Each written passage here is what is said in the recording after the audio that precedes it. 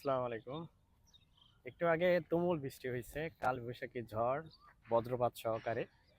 এখন আমি যে জায়গায় দাঁড়িয়ে আছি তার চারপাশে এত সুন্দর, আমি আপনাদেরকে একটু দেখাই। জাস্ট দেখেন, সবুজের সমারোহ চারিদিকে।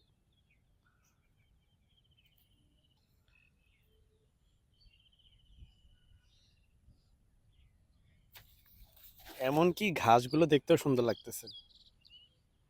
যে দেখা যাচ্ছে কয়েকটা গরু কিন্তু ঘাস খাচ্ছে। এখানে খেলাধুলা করার জন্য টার্ফের মতো কিছু একটা বানাচ্ছে।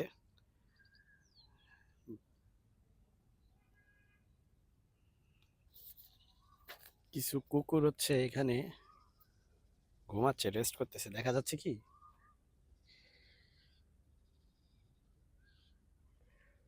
এই যে কোকিল ডাকতেছে, এই যে সুন্দর একটা তাল গাছ।